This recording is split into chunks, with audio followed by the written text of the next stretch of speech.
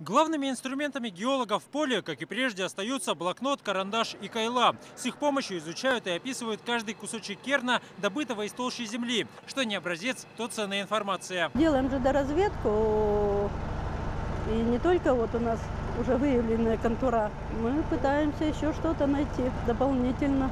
Месторождение Рябиновое – одно из богатейших золотых на юге Якутии. Его разрабатывают горняки крупного промышленного предприятия. Но именно геологи подсказывают, в каком направлении вести карьерную технику, чтобы не упустить драгоценную жилу. По их данным, в ближайшей округе около 40 тонн металла. Это только что разведано, еще нет всех флангов и так далее.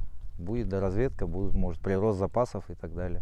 Смена кондиций с больших содержаний на меньшее. Придут новые технологии, может, еще больше будем давать. Чтобы обеспечить рост добычи, горняки наращивают мощности. На участке возводят обогатительную фабрику с самым современным оборудованием, аналогов которому нет в Якутии. С завершением строительства степень извлечения золота из руды вплотную приблизится к 90%. Этот комплекс сооружений посреди тайги – будущая обогатительная фабрика. Ее планируют запустить этим летом, а уже к концу года она выйдет на проектную мощность. И тогда здесь будут перерабатывать до 1 миллиона тонн руды в год. Новая фабрика позволит дополнительно нарастить объемы добычи на 2 тонны. Уже в этом году специалисты ждут эффекта и готовятся к рекордным цифрам. В этом году мы хотим выйти уже, перешагнуть 5-тонный рубеж золота. Ну, вполне возможно, у нас это все получится. Сегодня Якутия в тройке лидеров по добыче золота в стране. Причем почти половина металла региона приходится на Алданский район.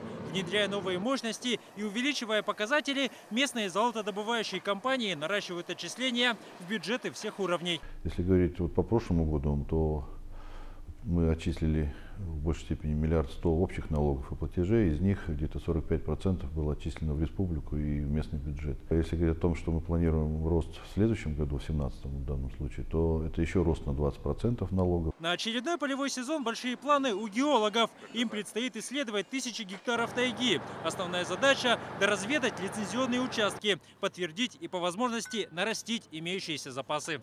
У нас получается на территории Алданского района 10 месторождений набирается. Площадь по каждому я не скажу, но у нас самая большая — это Нижнекокитская рудная площадь, 17,5 тысяч квадратных метров, только площадь лицензии.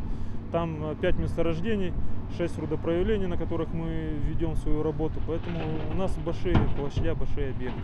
По словам специалистов, недра Якутии сегодня изучены недостаточно. Впрочем, даже на этом этапе регион один из самых богатых на полезные ископаемые в стране. А значит, и перспектива работы горняков здесь сохраняется на десятилетия.